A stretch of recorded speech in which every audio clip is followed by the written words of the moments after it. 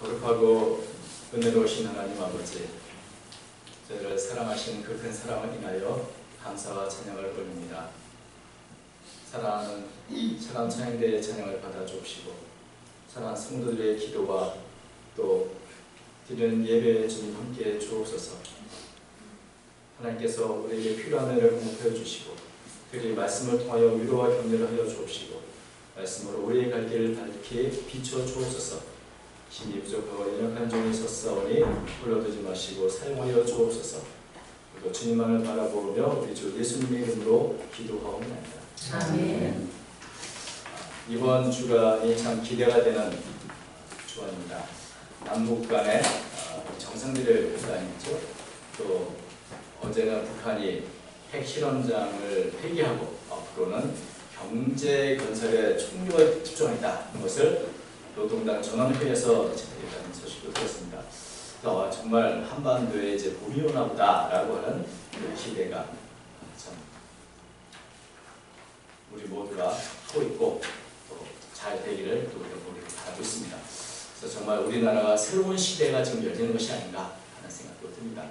근데 이렇게 새로운 시대를 맞이할 때 사실 더 많은 준비가 필요합니다. 변화는 그냥 오는 법이 없고 늘 고통과 고난, 진통을 통해서 오는 법입니다. 이번에 제가 할아버지가 되는 것도 저는 그런 고통이 없지만 아이를 낳는 이의 고통을 통해서 이렇게 되는 것이죠. 새로운 시대, 새로운 변화는 언제나 고통과 진통을 가지고 그 고통의 과정 속에서 이루어진다. 변화하는 것은 발전하는 것이지만 이런 고통의 과정은 필수적이라는 것을 알게 됩니다.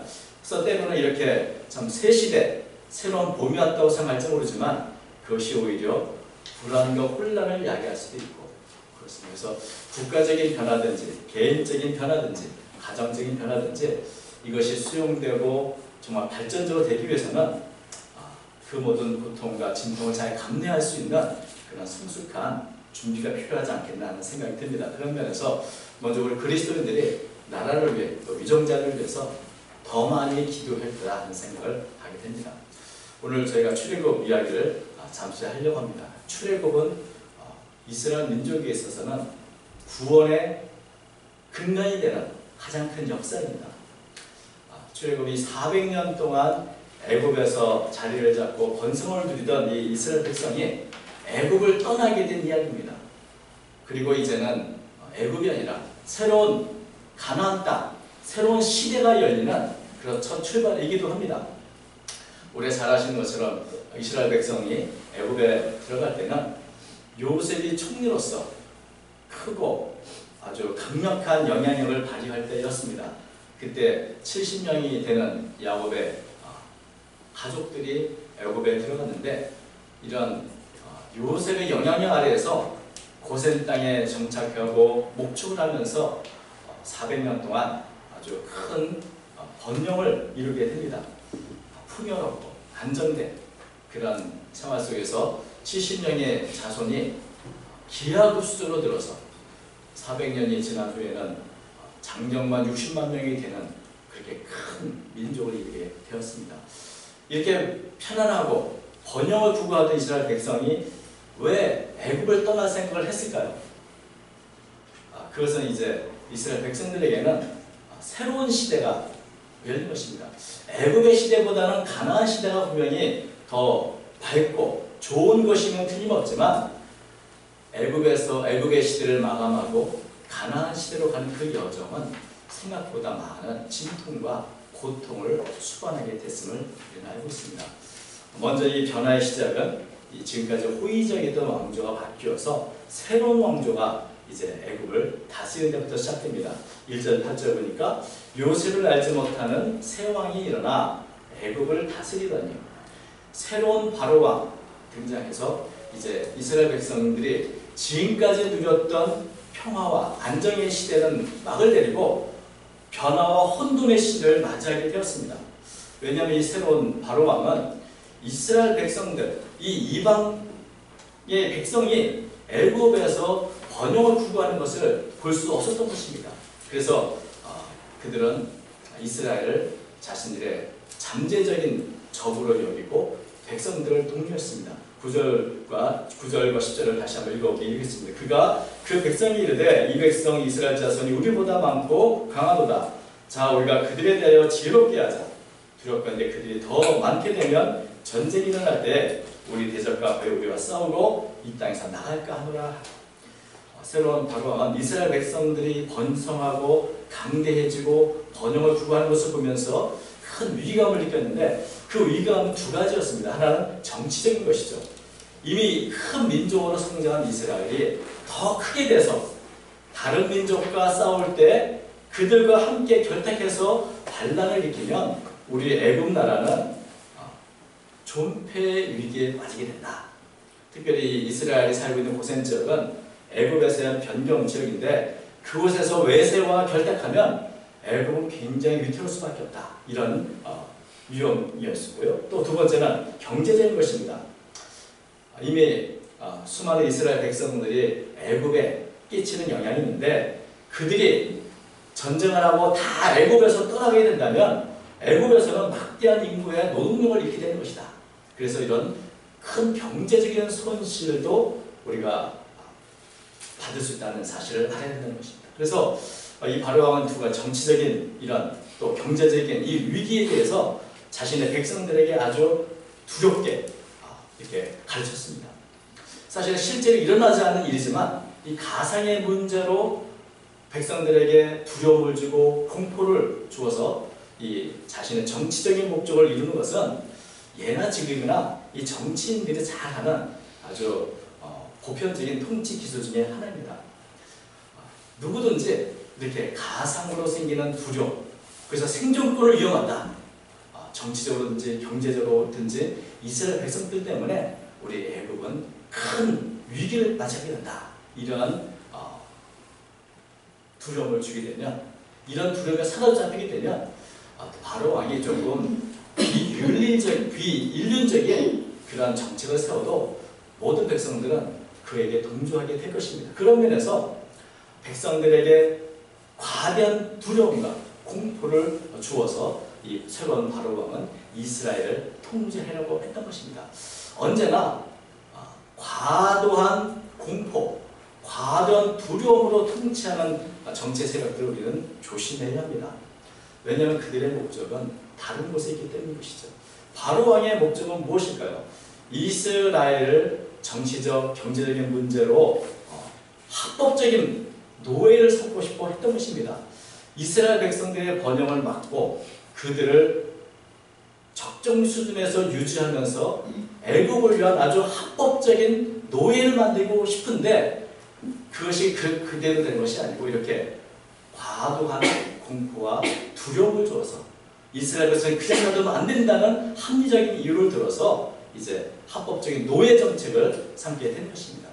그래서 400년 동안 이 번영을 구가던 이스라엘 백성들은 갑자기 고난의 시대를 맞이하게 된 것입니다. 바로왕은 11절 감독들을 그들을 위해 세우고 그들에게 무거운 짐을 지워 괴롭게 하여 그들에게 바로를 위하여 국고성 비동과 라암셋을 건축하게 하니라. 바로왕은 바로를 위해서 국고성 비동과 라암셋을 건축하는데 합법적으로 이스라엘을 노예처럼 활용할 수 있게 된 것입니다.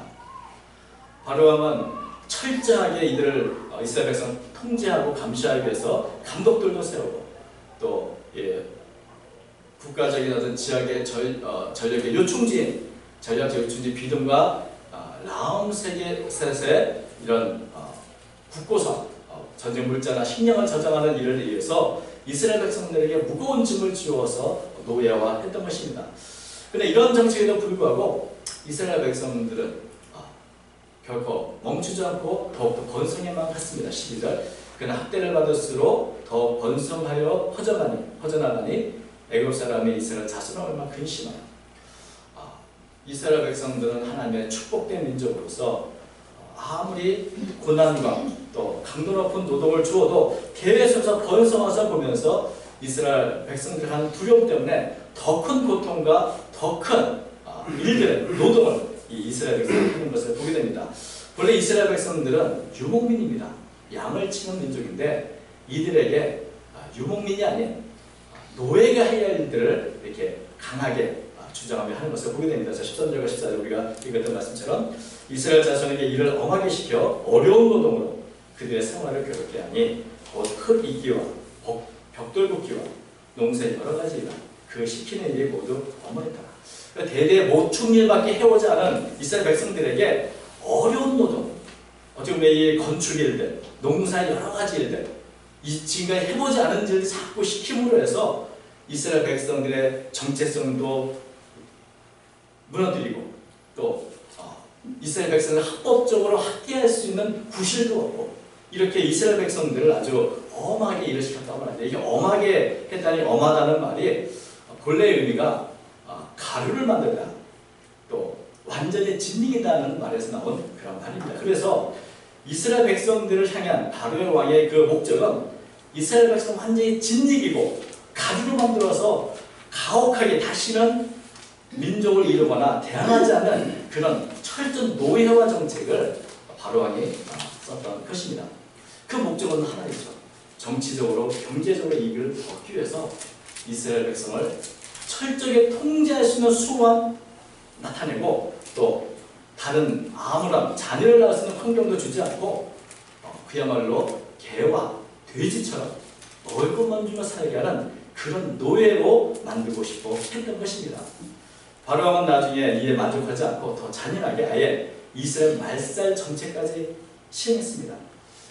우리가 아는 것처럼 이스라엘의 새로운 남자애가 태어나면 다 물에 던져 살해하라는 비윤리적인 정책까지 세워서 집행하게 됐는데 이런 일을 할 수 있게 된 원인 중에 하나가 가상의 두려움 때문에 그렇게 했던 것을 보게 됩니다. 그래서 이런 바로왕의 정책 때문에 이스라엘 백성들은 400년 동안이나 안전하고 평안하게 번영을 구가하다가 갑자기 자신들이 전혀 예상하지 못한 고난과 시련의 시기를 겪게 된 것입니다. 그렇다면 이런 상황에서 이스라엘 백성들은 어떻게 해야 될 것입니까? 사실 이렇게 환경이 갑자기 바뀌는 일들은 우리의 실생활에서 자주 찾아오는 일이었습니다. 이스라엘 백성처럼 새로운 환경에 노출될 때가 있습니다.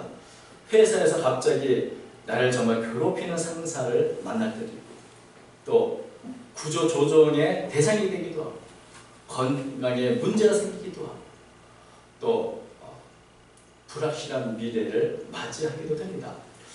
우리가 참 보는 것처럼 취업이 안 될 때는 그렇게 취업을 하고 싶어서 애썼잖아. 취업을 해서 새로운 환경에 들어가면 그렇게 생각보다 다른 어려움을 맞이하는 것도 사실입니다. 그래서 이런 상황에서 우리는 어떻게 할 것인가?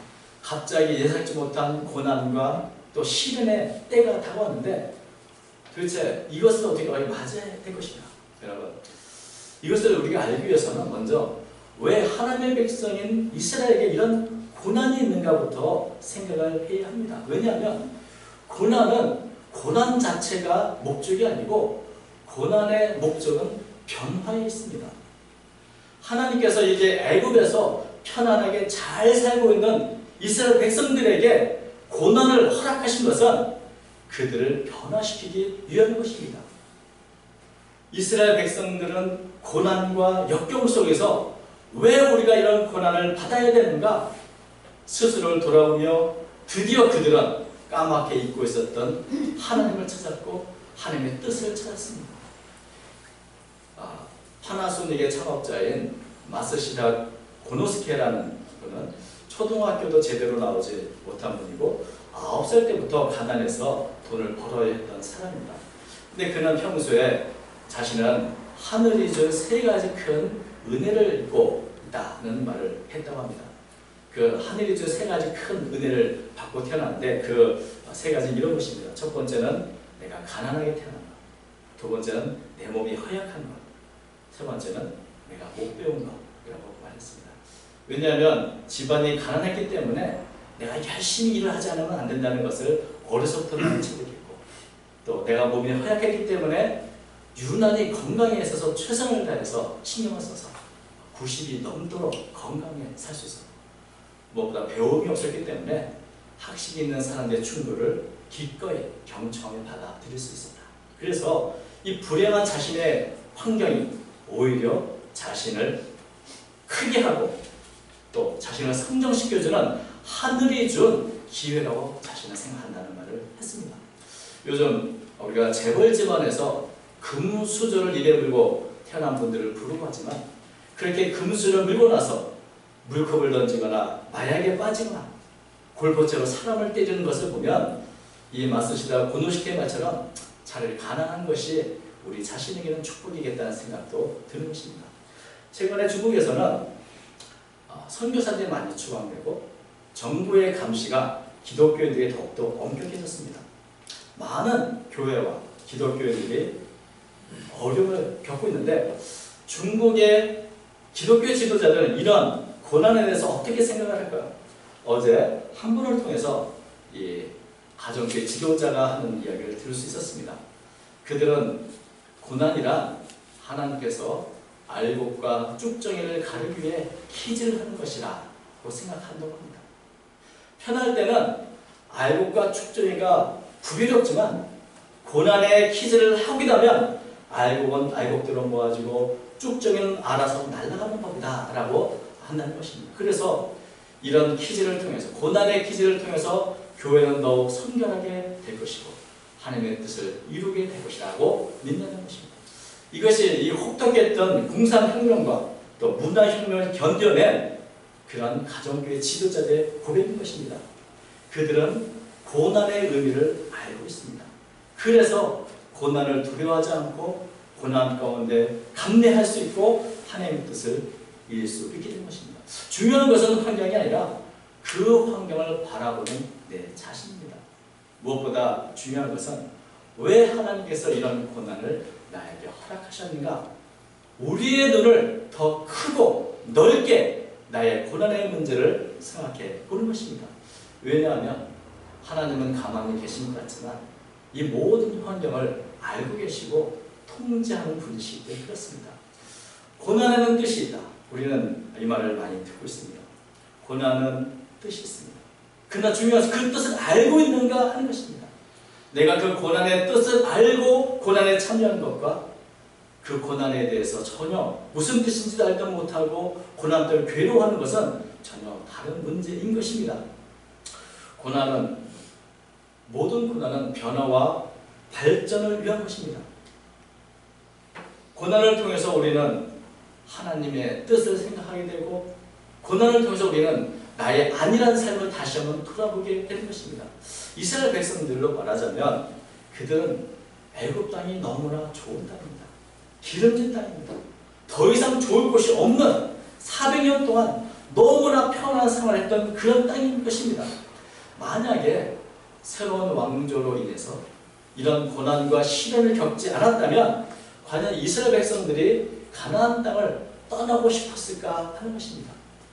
여기가 천국인데 여기가 좋은데 우리가 왜 이 평생 살아서 수백 년 동안 번영을 구한 이것을 떠나겠는가 하는 것입니다. 그들은 자기 자리에서 머물고 주저앉기를 했을 것입니다. 그런 데에서 하나님은 고난을 통해서 이스라엘 백성들의 정체성을 띄운 것입니다. 이스라엘 백성이 가야 할 본향인 가나안 땅을 바라보게 하시고 하나님이 주신 그 약속을 붙잡게 해 주신 것입니다. 그들에게 애굽에 떠날 마음이 생긴 것은 그들이 성숙해서가 아니고 고난 때문에 변화할 수밖에 없는 그런 환경 속에서 스스로 하나님께 기도하고 하나님의 뜻을 깨닫게 된 것입니다. 본래 애굽에서 400년 동안 살면서 그들은 아브라함이 주신 언약의 말씀도 다 잊어버리고 현실의 안정 속에서 안일한 삶을 살고 있었을 것입니다. 그러나 하나님의 뜻은 고난을 통해서 그들의 사명과 정체성을 일깨워주었습니다. 그것이 바로 그들의 고난을 주신 새로운 바로왕을 통해 시련을 주신 하나님의 뜻이었던 것입니다. 이스라엘 백성들은 고난을 통해서 마침내 출애굽의 소망을 가슴에 품게 됐습니다. 하나님의 주신 가나안 땅, 그 땅을 사모하게 됐습니다. 여러분, 우리가 기억해야 할 것은 이스라엘 백성들이 참 하나님의 백성의 민족으로 큰 축복을 받은 이 출애굽의 축복은 고난으로부터 시작하였다는 것입니다. 우리가 편안하고 번성을 누리는 것, 번영성하며 번영을 누리는 것도 하나님의 축복이지만 생각지 못한 변화와 고난도 하나님의 계획된 축복이라는 사실을 알아야 합니다. 하나님은 고난 가운데 그들에게 말씀하셨고 그들을 깨우셨고 그리고 그들을 위한 놀라운 계획을 갖고 계셨습니다. 그것이 바로 출애굽입니다. 출애굽의 계획은 사실 오래전부터 갖고 계신 하나님의 계획이었습니다. 창세기 15장 13절에 보면 하나님께서는 아브라함에게 이렇게 말씀하셨습니다. 너는 반드시 알라. 네 자손이 이방에서 객이 되어 그들을 섬기겠고 그들은 400년 동안 내 자손을 괴롭히리니 그들의 섬기는 날을 내가 징벌할지며 그 후에 네 자손이 큰 재물을 입고 나오리라. 아브라함에게 이미 출애굽의 이 약속을 주셨고 출애굽의 계획을 알려주신 것입니다. 출애굽은 이스라엘 백성이 하나님의 백성이라는 정체성을 갖게 된 하나의 백성이라는 그런 민족의식을 갖게 된 아주 중요한 큰 사건인데, 그리고 그들이 하나님의 큰 구원과 은혜를 경험한 사건인데, 이 출애굽은 하나님께서 오래전부터 계획한 것이고 그 출애굽의 시작을 어떻게 시작하셨는가? 고난으로부터 시작했습니다. 여러분, 오늘 우리가 고난 가운데 있다면 그 고난의 의미는 무엇인지를 우리는 알아야 합니다. 나로 하여금 하나님께서 무엇을 보게 하시고 무엇을 깨닫게 하시려고 이런 고난을 허락하셨는가? 그 뜻을 알기 위해서 우리는 기도해야 되고 그 뜻을 알고 또 하나님의 뜻을 이룰 수 있도록 감당할 힘을 위해 우리는 기도해야 하는 것입니다. 오늘 주보에 보면 기도를 위한 준비가 있다면 그것은 준비가 된 것이 아니라는 그런 구절들이 있습니다. 여러분, 우리가 새로운 시대를 맞이하면서 해야 할 많은 일이 있지만 우리 그리스도인들은 먼저 무엇보다 하나님께 간절히 기도해야 될 줄로 믿습니다.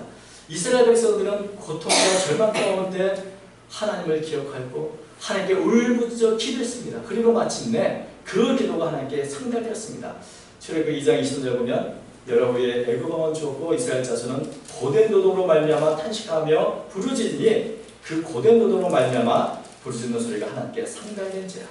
그로 인해서 이제 출애굽의 대역사가 시작될 수 있었던 것입니다. 하나님의 백성들이 기도할 때 하나님은 직접 개입해 주십니다. 새로운 변화, 새로운 시대가 온다면 우리는 먼저 하나님을 신뢰하고 하나님께 기도하는 것부터 시작해야 될 줄로 믿습니다. 비가 온다는 소식을 들으면 우리는 우산을 준비하는 것처럼, 그리고 우산이 있으면 비가 와도 두렵지 않은 것처럼 새로운 시대를 앞두고 우리는 기도의 우선을 준비해야 하는 것입니다. 기도보다 중요한 것은 없습니다. 기도할 때 우리는 고난을 이겨낼 힘도 얻게 되고 하나님의 뜻도 알게 되고 기도하면서 새로운 소망도 갖게 됩니다. 출애굽의 소망, 대구원의 역사의 소망, 내가 하나님의 백성으로 성숙해지는 그런 소망도 갖게 되는 것입니다. 이스라엘 백성들은 이런 고난의 터널을 지나서 비로소 기도할 줄 아는 백성이 되었고 하나님과 동행하는 민족으로 성장할 수 있었습니다. 여러분, 변화가 올 때 변화를 두려워하지 마시고 변화를 맞이할 준비를 하십시오. 기도보다 더 좋은 준비는 없습니다. 이런 고난 속에서 우리는 하나님의 뜻을 분별하도록 기도하고 하나님께서 개입하시고 인도하시도록 기도하고 그로 말미암아 우리를 향한 하나님의 뜻이 이루어지도록 기도할 수 있기를 바랍니다. 하나님은 오늘도 우리의 삶을 알고 계시고 보고 계시고 또 우리로 하여금 기도하기를 원하고 계십니다. 고난과 역경의 순간에 두려워하지 말고 하나님을 바라보며 기도하는 저와 여러분이 되기를 바랍니다. 환경이 변할 때 불평하거나 피곤하거나 두려워하지 마시고 오직 하나님을 바라보며 하나님의 뜻을 위해 기도하는 가운데 하나님의 놀라운 역사, 새로운 시대의 소망이 우리 가운데 일어날 줄로 믿습니다. 우리 나라와 또 우리 모든 가정들 안에 이런 새로운 시대가 주는 큰 은혜가 넘치시기를 주의 이름으로 축원합니다. 아멘. 거룩하신 하나님 아버지, 우리가 살며 수많은 변화들을 겪습니다.